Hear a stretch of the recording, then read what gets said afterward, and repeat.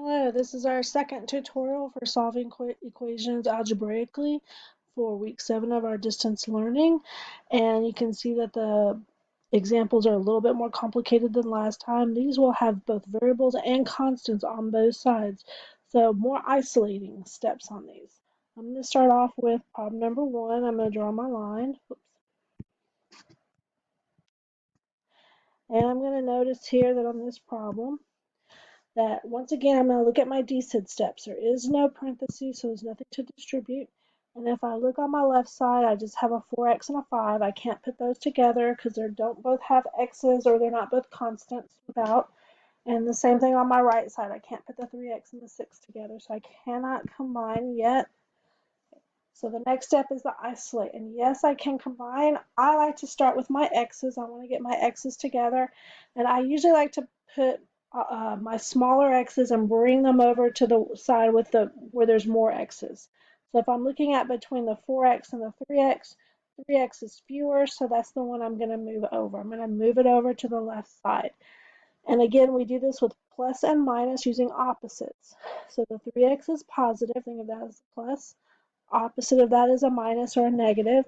So I'm going to use a minus 3x on this side. That's going to make that cancel because 3x minus 3x is 0x, so the x's are gone.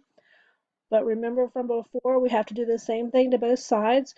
So since I subtracted 3x on the right, I have to subtract 3x on the left.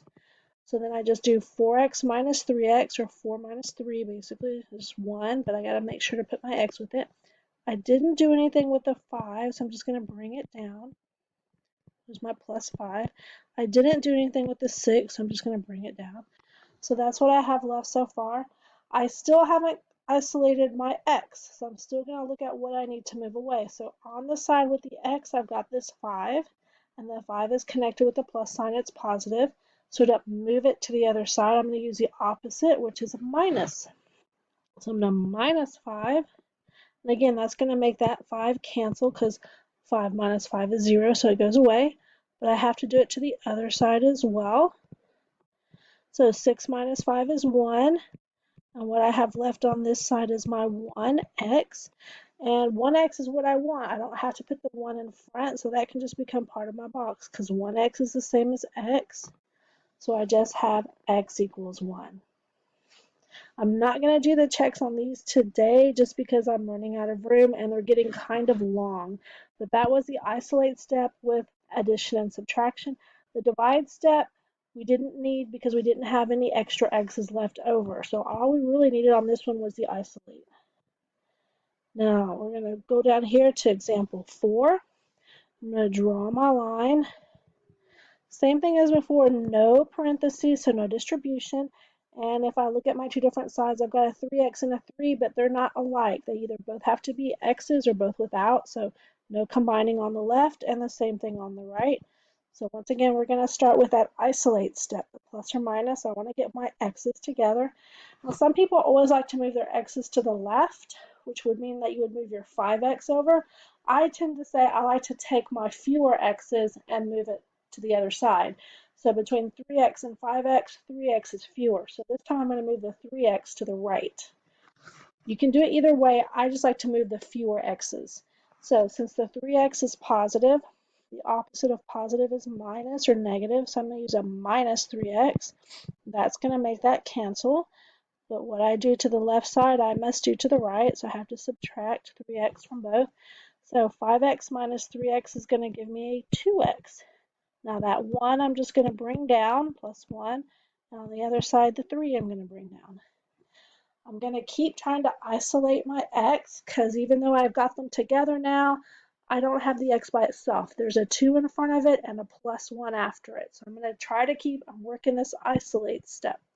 Remember, we do the plus and the minus isolates first. So I'm going to leave that 2 for now because that's 2 times x. I'm going to deal with that 1 because that's got a plus. So I'm going to do that isolation first. The opposite of plus is a minus. So to move that 1 to the other side, I'm going to minus the 1. And 1 minus 1 is 0, so it goes away. But I have to minus it to the other side.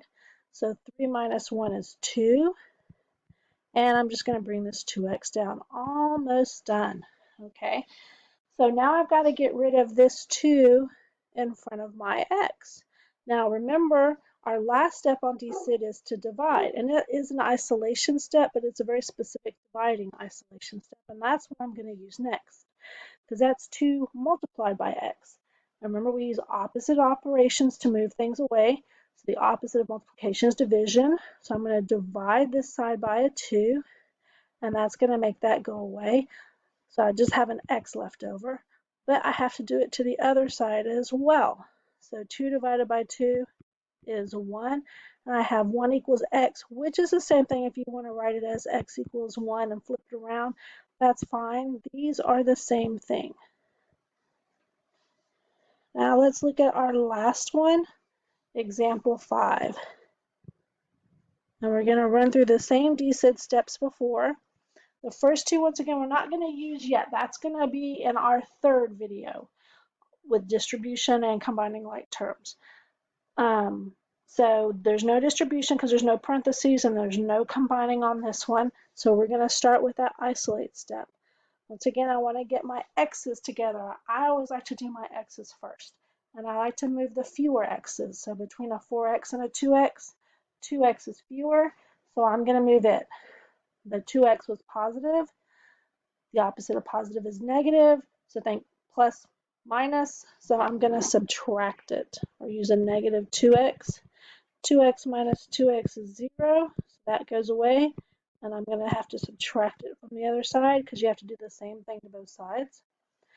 So 4x minus 2x is 2x, and then I have minus 6 equals 8. Just bring down that 6, but make sure you bring down the minus sign with it, and then bring down the 8. You do not have to bring down the plus sign because it's by itself, and if you write just the number without a plus sign, it's understood to be positive. Okay, I still need to get my x by itself. So in order to get my x, I'm still working isolating. In order to get this x all by itself, I need to move away the 2 and that 6. And remember, when we isolate, we do the plus minus isolation first. So the 2 is connected with multiplication. I'm going to save that for the end. But the 6 is connected with subtraction. So I'm going to do the opposite. This time, the opposite of subtraction is addition. But think of this now like as a negative 6. A negative 6 plus 6, that's a 0, so it goes away. I'm going to add 6 to the other side. And 8 plus 6 is 14. So this time, instead of just subtracting, we're adding because we're always doing the opposite.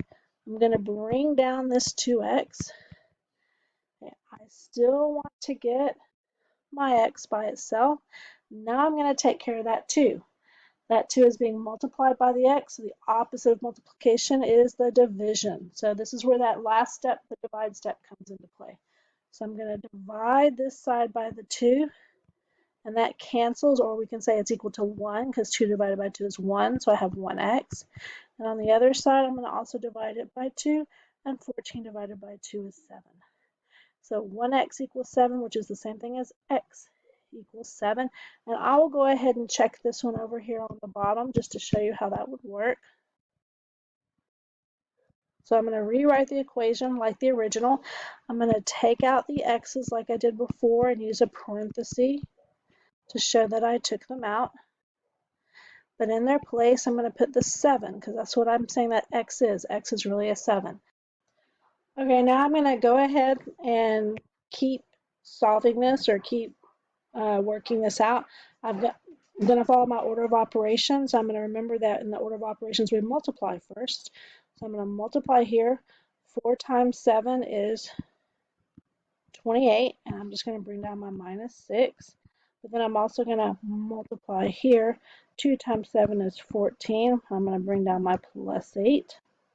And I'm just going to look at the subtractions and the addition. So on the left-hand side, 28 minus 6 is 22.